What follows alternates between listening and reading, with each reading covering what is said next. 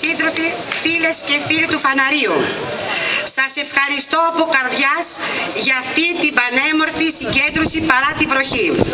Θυμίζει το 81. Ο λαός διψάει για αλλαγή. Πίστεψαν τα 6 μαύρα αυτά χρόνια πως θα μας πάρουν και τη συνείδηση. Έκαναν μεγάλο λάθος. Ξέχασαν πως η πλειοψηφία του λαού είναι δημοκρατική και πως οι Έλληνες ξέρουν να τιμωρούν τους βιαστές τους. Ήρθαν στην εξουσία ύστερα από δικά μας λάθη. Λάθη για τα οποία δεν διστάσαμε να κάνουμε την αυτοκριτική μας και να τα αποβάλλουμε. Πήραν την εξουσία με τη μάσκα του σεμνά και ταπεινά και με την επανίδρυση του κράτους. Και μόνο σεμνή και ταπεινή δεν ήταν. Το δε κράτος, αντί να το επανιδρύσουν, το διέλυσαν. Δεν άφησαν τίποτε όρθιο. Δεν σεβάστηκαν τίποτα. Απαξίωσαν τον άνθρωπο. Απαξίωσαν τους θεσμούς. Εξαφάνισαν κάθε έννοια ηθικής. Απορρίθμισαν τις εργασιακές σχέσεις. Άφησαν δίχως έλεγχο την αγορά και κυριαρχεί η αισχροκέρδεια. Τώρα στην κρίση, αντί να θωρακίσουν το λαό, έτρεξαν να ενισχύσουν τους φτωχούς τραπεζίτες και τις ξένες αυτοκινητοβιομηχανίες, τα αφεντικά τους δηλαδή. Και την ίδια στιγμή φόρτωσαν το λαό με δυσβάχτακτους φόρους. Διέλυσαν τη δημόσια παιδεία και υγεία προς όφελος των ιδιωτών. Καταχρέωσαν την Ελλάδα και έντρομοι τώρα αποκρύπτουν τα πόσα δανείστηκαν και πού πήγαν όλα αυτά τα χρήματα που δανείστηκαν. Σφυρίζουν αδιάφορα και ρωτάνε τάχα αθώα εμάς πού θα βρούμε τα λεφτά για να δώσουμε άμεσα στο λαό την ανάσα που χρειάζεται και που αυτοί του την αφαίρεσαν. Δεν αξίζουν απάντησης. Εμείς νιώθουμε χρέος μόνο στο λαό να εξηγούμε. Την απάντηση θα την πάρουν μεθαύριο στις 4 του Οκτώβρη από τον ίδιο το λαό και είμαι σίγουρη πως θα είναι πολύ σκληρή. Δημοκράτισσες και δημοκράτες, το Πανελλήνιο Σοσιαλιστικό Κίνημα με ηγέτη τον οραματιστή Γιώργο Παπανδρέου, άξιο συνεχιστή της μεγάλης πορείας προς το σοσιαλισμό, με ανθρώπινο πρόσωπο που χάραξε ο ιδρυτής του ΠΑΣΟΚ και βαθιά άνθρωπος Ανδρέας Παπανδρέου, κατέθεσε το πρόγραμμά του. Ένα πρόγραμμα μοναδικά ρεαλιστικό ώστε να βγει η Ελλάδα από την κρίση που μας βύθισε η συντήρηση.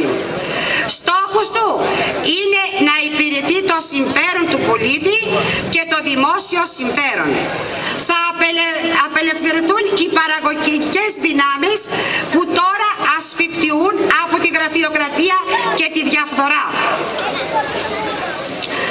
Πρώτα ο πολίτης λέμε και το εννοούμε. Αν δεν εμπιστευτούμε τον πολίτη, αν δεν τον στηρίξουμε, δεν κάνουμε τίποτε. Εμείς θέλουμε να είμαστε υπηρέτες του λαού. Αυτό είναι δημοκρατία. Όπου υπάρχει εμπιστοσύνη του πολίτη προς την κυβέρνησή του, αλλά και εμπιστοσύνη της κυβέρνησης προς τον πολίτη, βρίσκονται εύκολα οι λύσεις. Έτσι μπορεί το δημόσιο να έχει κέρδη, να ελαχιστοποιήσει την εισφοροδιαφυγή, παραδείγματος χάρη, όπως και τη φοροδιαφυγή. Είναι απαράδεκτο η εφορία να θεωρεί εκ των προτέρων ψεύτη κάθε επιχειρηματία, να τον φορολογεί σύμφωνα με τη δήλωσή του και κάθε 3 χρόνια να τον ξανακαλεί χαρατσώνοντάς τον για δίθεν κλείσιμο βιβλίων. Και τι να κάνει ο δόλιος? Ξαναπληρώνει. Για να βρει όμως να ξαναπληρώσει, καταφεύγει στη φοροδιαφυγή. Άρα το ίδιο το κράτος τον εξωθεί. Αυτό πρέπει να σταματήσει. Φίλες και φίλοι, όπως καταλαβαίνετε θα γίνουν μεγάλες τομές. Στις 4 του Οκτώβρη δεν κρίνεται ποια κυβέρνηση θα μας κυβερνήσει, κρίνεται το αύριο της Ελλάδας. Κρίνεται το αν θα παραμείνουμε στην παρακμή ή θα ακολουθήσουμε ακολουθήσουμε το δρόμο της εθνικής ανάτασης που οδηγεί στην πρόοδο. Σε αυτή τη μάχη χρειαζόμαστε ισχυρή και σταθερή αυτοδυναμία. Σας θέλουμε δίπλα μας. Στις 5 του Οκτώβρη για δουλειά δεν περισσεύει κανείς. Αυτός ο τόπος που ζείτε μου είναι πολύ γνώριμος. Πολλές φορές πέρασα από εδώ πηγαίνοντας για το Σούλι με τον σύζυγό μου για να δούμε τους συγγενείς μου. Μεγάλος κάμπος, όμορφες ακρογιαλές, μοναδικό ιστορικό μνημείο η πύλη του Άδη, άγρια πανέμορφα σημεία και το καναλάκι μεγάλο εμπορικό κέντρο. Παρατημένα όλα όμως, στην τύχη τους από την πολιτεία, με τεράστια οικονομικά προβλήματα των αγροτών και των υπαρχόντων επιχειρήσεων, ενώ έχουν μεγάλες δυνατότητες ανάπτυξης. Η νέα κυβέρνηση, η κυβέρνηση του ΠΑΣΟΚ, εξήγηλε άμεσα μέτρα που θα ληφθούν ώστε να πάρει ανάσα ο κόσμος αυτός. Θα τα έχετε ακούσει. Θα παγώσει τα τιμολόγια των ΔΕΚΟ. Θα παγώσει τις ληξιπρόθεσμες οφειλές αυτών που πλήγησαν από την κρίση και θα γίνουν ευνοϊκές ρυθμίσεις. Θα απαλλάξουν από χρέη αυτούς που αποδεδειγμένα δεν μπορούν να ανταποκριθούν στις υποχρεώσεις τους. Θα αλλάξουν άμεσα το απάνθρωπο καθεστώς του Τηρησία. Αύξηση στο επιδόματος ανεργίας μέχρι και το 70% του βασικού μισθού σταδιακά. Και πολλά ακόμη, φίλοι μου και φίλοι. Και συγχρόνως θα προχωρεί η οικονομική ανάκαμψη που θα βασίζεται στην πράσινη ανάπτυξη.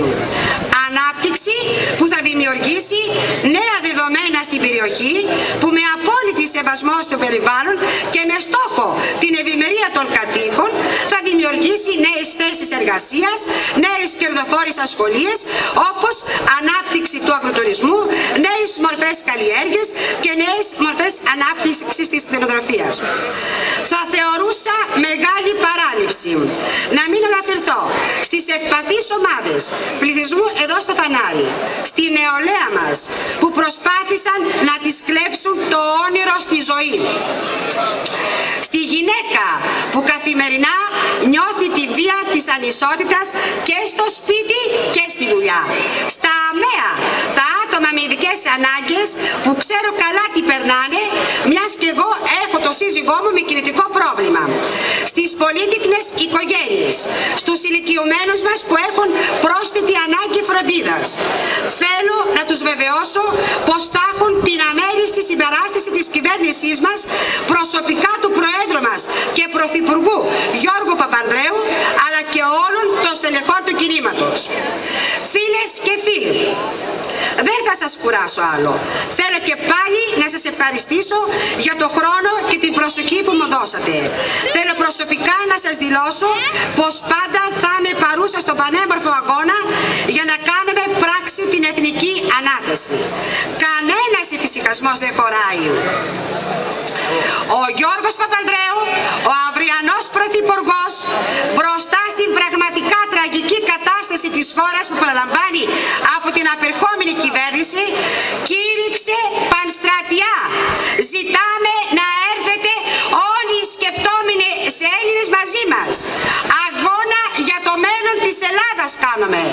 Σας καλούμε να αγωνιστούμε όλοι μαζί για το μέλλον των παιδιών μας, που δεν τα ξεχωρίζουμε εμείς σε πράσινα, κόκκινα και μπλε. Η Ελλάδα δεν μπορεί να περιμένει. Σας ευχαριστώ. Με την νίκη